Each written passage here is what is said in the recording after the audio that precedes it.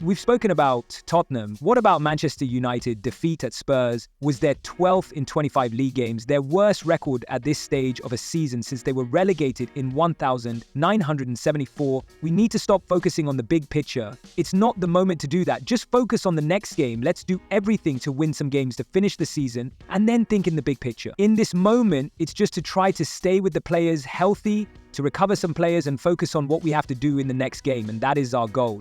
In this moment, it's like survival. It's to think in the small things, to improve the small things from this game for the next game and not even look at the table, the schedule, nothing of that. Of course, I have to because we'll have a lot of games. We have 3 competitions with the small squad in the moment. That part is my part, but the players, everyone in character, just focus on the next game, the next training, and that is our goal.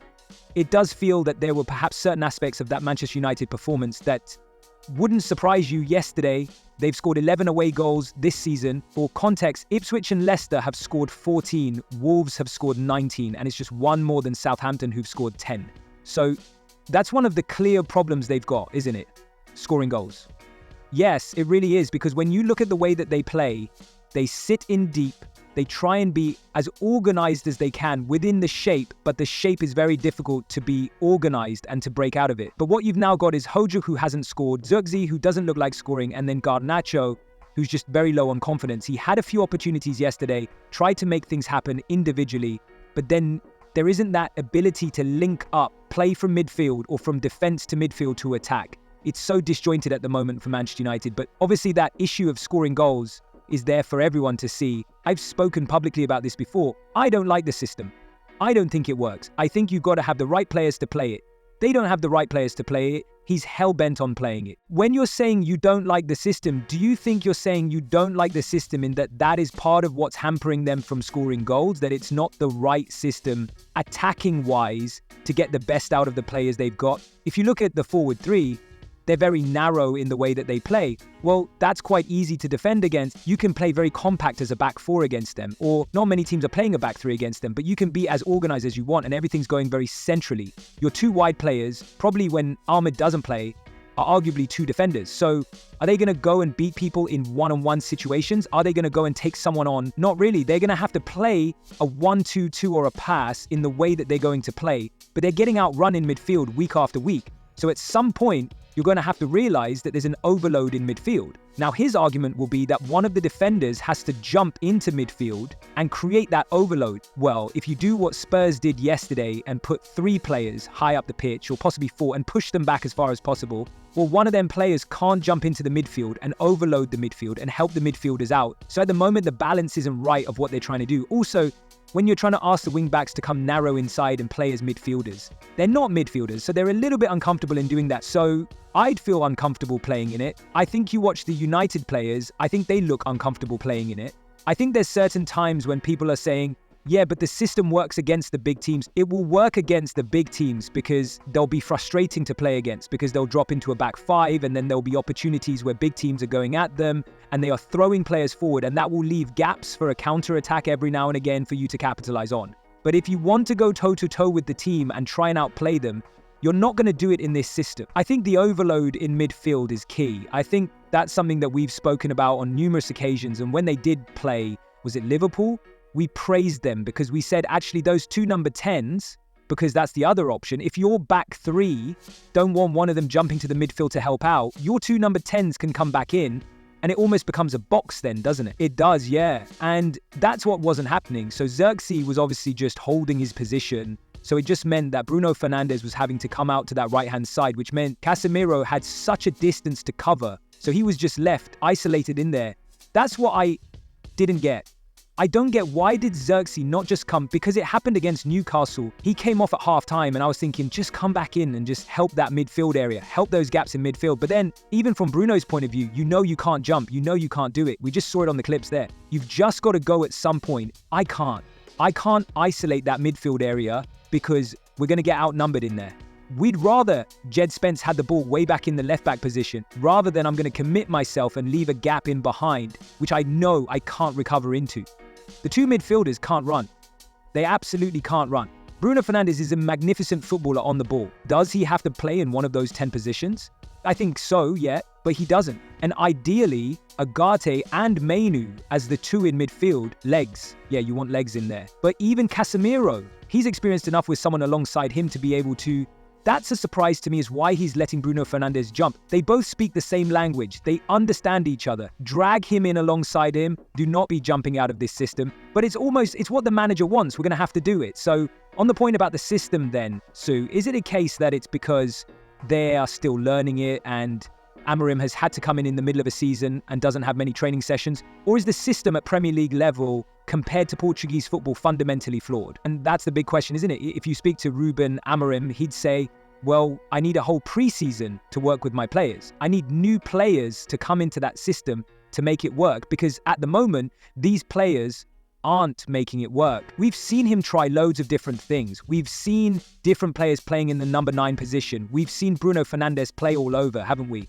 So he's clearly not actually knowing who's the best fit for where, and he thinks just time will enable him to do that. But then I just think then the dilemma from the owners are, okay, do we then go, okay, in preseason, if they've got the finances, there's loads of money, go and buy the players that you want to buy. And then actually, no, it doesn't work. And then they've lost all that money. They did it with Ten Hag. There's loads of money. Go and spend on the players that you want to spend on. He brings those players in.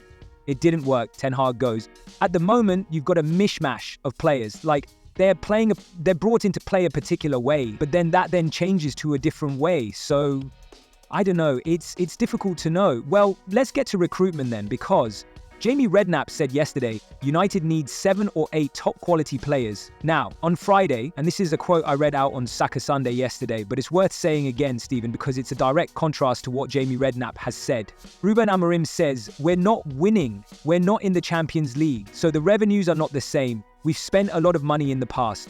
Now, we have to be careful with the finances. So, cannot rebuild the team the way we would like. Is that him saying you can't possibly ask for 7 or 8 top quality players in the summer because we just don't have the money for it? Well, they don't have the money because they're not qualifying for the Champions League. So what are they doing? They haven't got the revenue.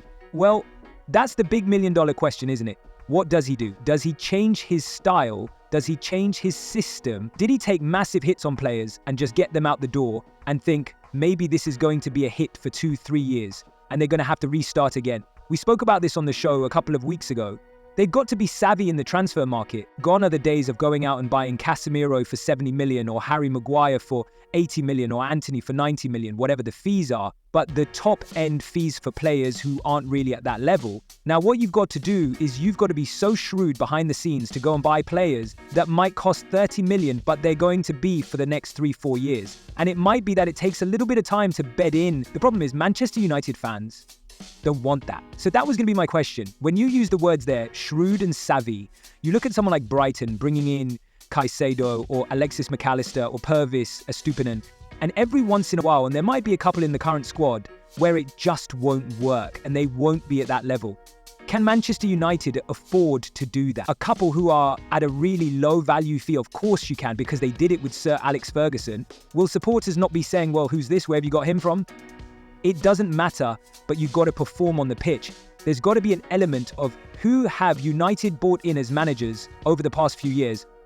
It's not worked. Who have they bought in as players? Everyone went, oh, we've had a great transfer window. We've bought these players in. It's not worked. So now you've got to look at things in a different way. And suddenly, whether they like it or not, they are no longer shopping in Harrods. They've got to change the way they shop. They're going to have to shop somewhere else, and that's the way they've got to do it. Now, you're going to have to be looking at somewhere up and coming and change the way you do your transfer business. You mentioned it there about Brighton. You look at the 2 centre midfielders, Bolivar and Yari, 2 youngsters. Would United go out and spend money on them and think they're good enough for United? Or would they be going, nah, not quite our level. Let's see how they got on in the Premier League for a couple of years. Well, no, you're going to have to go and buy them types of players. So your scouting network's going to have to be a lot more clever and a lot more astute in what they do, because let's be honest, their scouting network has been horrendous over the last few years. It's been so poor. And it's been almost like a name will fix it. I mean, the famous one about Casemiro, I'll come and fix it. Well, you will for a little bit, but maybe you're not our plan for the next 6 or 7 years. And that's the way clubs think these days. Manchester United don't think that way.